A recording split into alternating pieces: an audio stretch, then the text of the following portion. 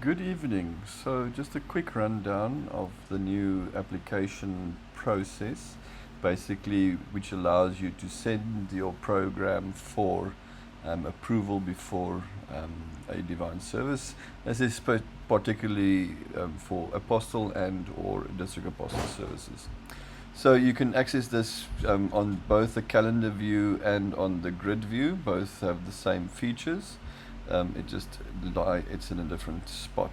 If you're in grid view, it's at the bottom. If you're in calendar view, it's on the right. So you would basically do exactly the same as you would normally do for a divine service. You would do your planning. So let's say, for argument's sake, the apostle might be coming to us for Palm Sunday. So you go on Palm Sunday, you do your music plan as you would normally do it. You choose your hymns, you choose your performers. Um, the let's say for during the service, I've got after Bible text, the choir will sing number one in collection. Simple as that. Uitgesort. Then we have, maybe you have a calling up piece, and then maybe you have the choir, and so we got choir and organ will be performing out of the hymn collection, choir hymn collection, 382. Okay.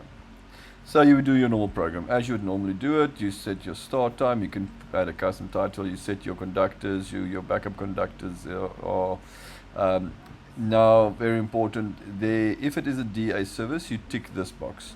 The two-step approval basically means that it first goes to the apostle area coordinator or music leader, and then they would approve it. And once they've approved it, they then forward it on to the district apostle area music leader for the final approval. If you don't tick that box, it will only go to the apostle area music leader for approval. So now I'm going to save that. I'm going to say, for testing purposes, this is a DA service, so I'm going to save the changes. Okay, so that's my program. Now all I have to do is I have to say submit for approval. It will say because I've ticked the DA box, it will say this will first be reviewed by area music leader and then to the DA leader. You click on submit, and then it basically says to you it's pending the area review. It is a DA service. If you now realize, oh, I've made a mistake, you see the changing the program is not possible. You have to first withdraw your submission. If you withdraw the submission, then you can go back and edit the music plan. Okay, but once it's been submitted for review, you cannot go and change the plan until it's either been withdrawn or been, if you have approved it, it also can be changed afterwards. Basically, that is the point of view of the congregation. Now, from the area music leader, they have an approvals tab at the top here. You click on the approvals tab, and it will basically load what reviews you have received. So this one is saying there's area review, one service is pending. If you have multiples, they'll just be listed underneath each other. It will give you the congregation name. It says there's the review. You can view the full program as well. Then it will load the program before service and everything as well. Alternatively, it shows you the basically the important hymns on the summary page. It's congregation will sing that. That's the title. Congregation, the choir is going to sing that, and so forth. Now you can either, if the music leader says, okay, but wait a minute, 382 has been used, it will be read. Then you can say, unfortunately, in collection 382 is already booked. Alternatively, you could say it's not suitable. Whatever your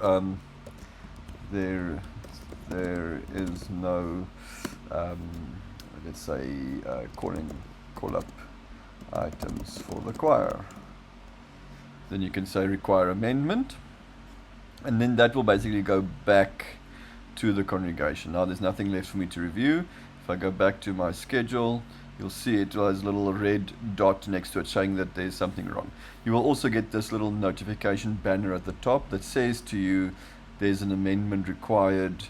Your submitted service requires an amendment. If you click on the service, then it will say there, the amendment notes, there is no call-up item. So it will basically send the message to you. Now you can go and edit the program. Let's add a calling up piece.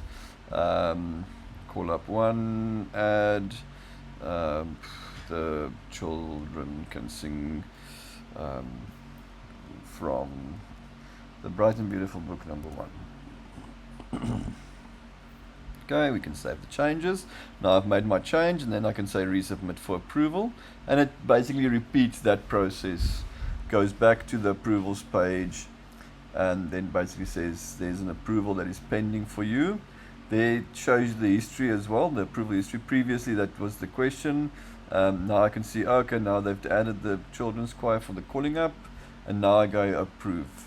Approve and forward. Now currently, just for testing, I've set myself as the leader just so that I can test the process, but that would say approved to send to either John or to head office or to area district apostle area music leader.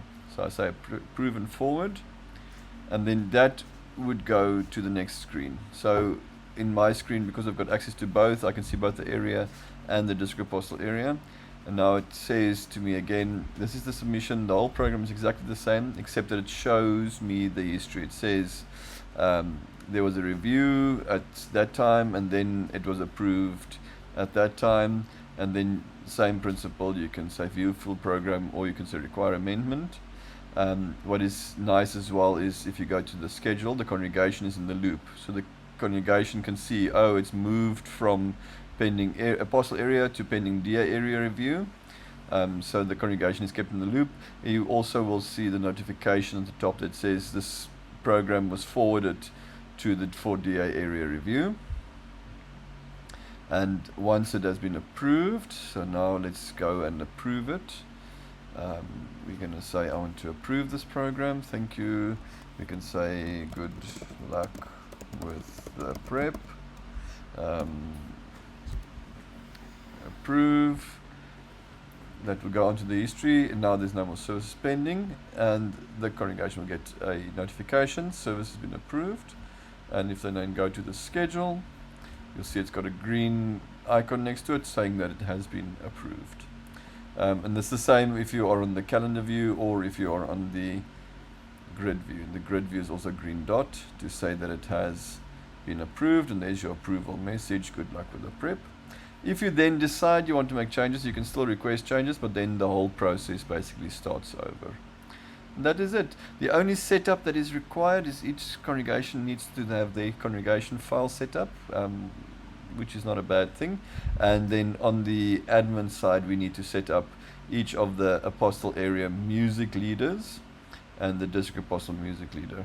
So if we do that, then we can very easily go and we do that once, and then we can set up this process flow so that it basically flows through this pipeline automatically. Okay, that is the end of that.